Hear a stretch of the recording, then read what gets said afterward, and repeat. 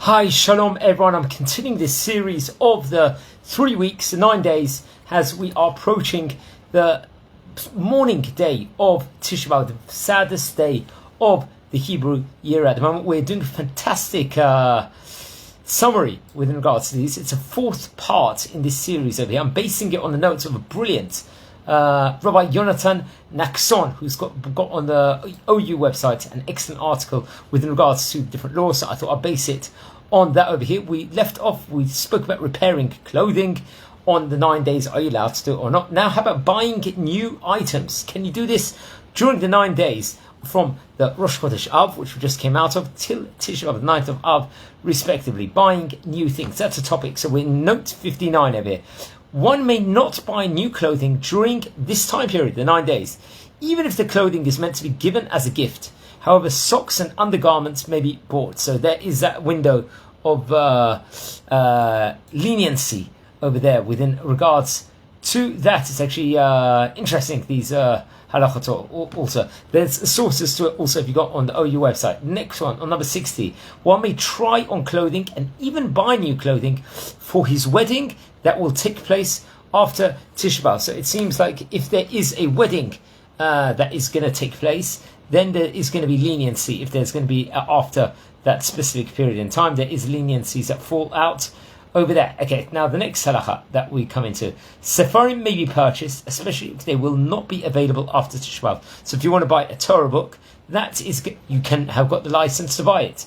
One may buy a new pair of tefillin or talit during this time, since these are needed for mitzvot. Naturally, it's a mitzvah to do it. So if the things pertaining to mitzvot is going to be allowed. Now the footnotes, just a source to give you some sources over here, was Igrot Moshe, I think number 3, section number 80 over there. That is one of the sources over there within regards to that. Next side note, number 63. If there are clothing or objects on sale at this time period and they will not be on sale after Tisha B'Av, one may buy what he needs, since this would otherwise be considered a financial loss. So financial losses are considered with high value here. Number 64. If one needs a car for business over here, or if a car is on sale, he may buy it over here because it could be once in a lifetime deal. However, if one does not necessarily need to buy a car during this time and no financial loss will be incurred, if he does not, he should wait to buy it after Tisha B'Av. So if all things equal, he should now wait till after Tisha B'Av in order to buy it. So it's that could be seen as a stringency over here. The source for that is Or L'Tzion, volume 3, 26, halacha number 2 over there, respectively. Okay, now let's look at some more halachot over here, the Jewish laws over here. One should refrain from buying shoes at this time unless they are needed. So obviously shoes needed, you need to buy. Furthermore, if one needs non-leather shoes to wear on Tisha B'Av, he may buy them and even wear them for the first time on Tisha B'Av itself. You know, you're not allowed to wear leather shoes on Tisha B'Av itself. You're in limbo. You can buy and you need to wear something, but you can't wear leather shoes. So you've got that license, albeit it is a new item, according to this article over here. Very important. One may go to a store to check on something he's thinking of buying after Tisha B'Av. So seemingly one can prepare to buy items which will come after Tisha B'Av. You can do your hishtadlut, as they call the effort with regards to it.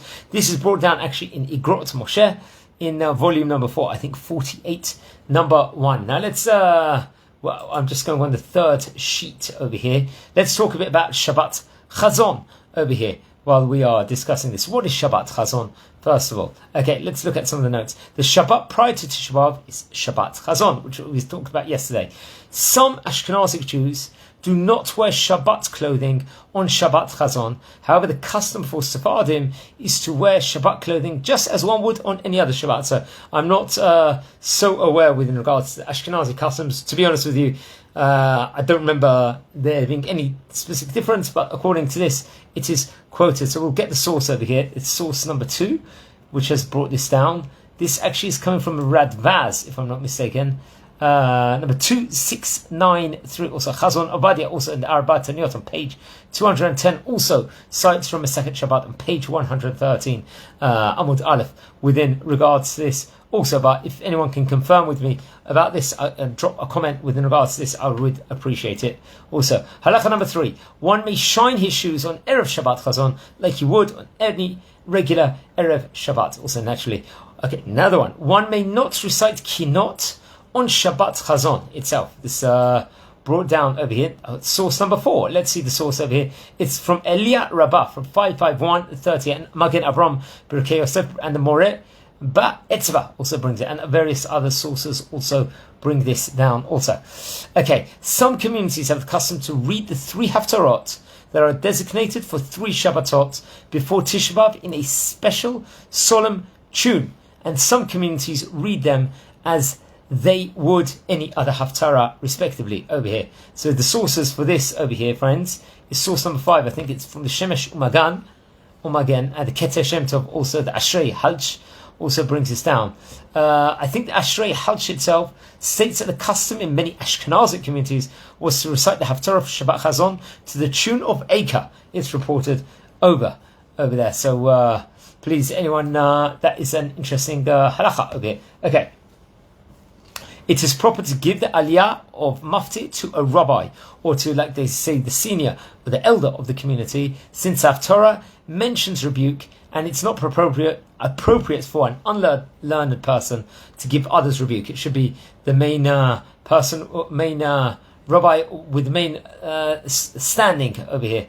Let's just say. Okay, let's cover a few more halachot. The week of Tisha B'Av, Hashavua Shechal Bo, as we call respectively. Let's explore some of the halachot within regards to this over here, friends. Okay, first thing over here. The Ashkenazi custom is to refrain from both laundering and wearing freshly laundered clothing from Rosh Chodesh Av, since freshly laundered clothing detracts from the appropriate feeling of mourning. According to Sephardim, however, one may wash and wear freshly laundered clothing until the week of Tisha B'Av, which is a huge leniency over here. So Sephardim, going according to halacha, if you are doing this code of conduct over here. Next one, an Ashkenazic person may not give his clothing to a Sephardi to wash between Rosh Chodesh and the week of Tisha B'Av, according to over here. And a Sephardi too should not give his clothing to an Ashkenazi to wash. To be honest, I'm not sure why the opposite is true. This is brought down Chazon Ovadia and Arbat and Yot over here,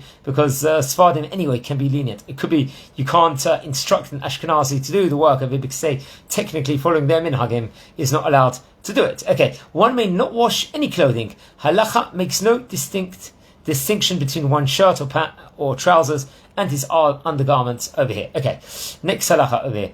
It is prohibited to wash clothing even if one does not intend to wear the garment until after Tisha B'Av. That's another thing. This is on Shavuot Shechal Bo, we're talking about on the week of Tisha B'Av itself. So everyone is going to be strict within regards to that. Halacha number 11. One may not even wash his clothing without soap over here. That's another interesting one. One may not give his clothing to a non-Jew to have them laundered or send them to be dry cleaned over here. That's also, we're going to have to be machmir on Shavuot Shechal Bo over here. That's coming down from the Ramah in halacha 551, halacha number 3, respectively. Also, friends. Okay.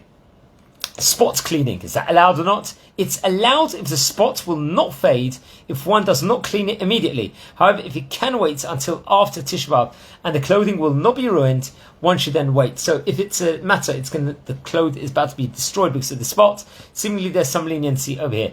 One may iron his clothing with a hot iron to make them look more presentable, since they were already worn beforehand over here. So that will be allowed over here.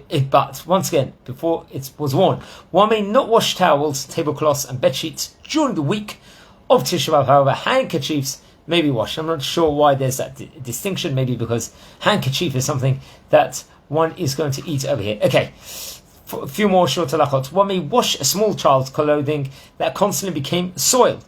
However, one should not wash more than the child needs. So just sufficient amount. One should not say, oh, I'm doing this big laundry here, let's put everything else inside. No, it's not allowed over here at that stage in time. Just whatever the child needs. Repairing and washing a wig, we're talking about shaitels, should be avoided during this time, since a wig is no different from any of the other type of clothing. This is brought down in halacha number 19. And this is actually brought down from the Kavetz Halachot Ben Hametzarim, respectively. and the Piskei Teshuvot number 20, if I'm not mistaken, the Rivavot. Ephraim also will bring that down over there. Very interesting over there. Remember, Rav Badia will take a very tough approach within regards to that topic, but that's for maybe another discussion over here. Okay, one may clean the dust from his hat. Naturally, that's allowed. It's not a formal washing process over here. It could just be to brush it off. And a woman who needs white clothing, say for Shiva Nekiim, laws of Nida, which everyone should learn the laws and be very well fluent on.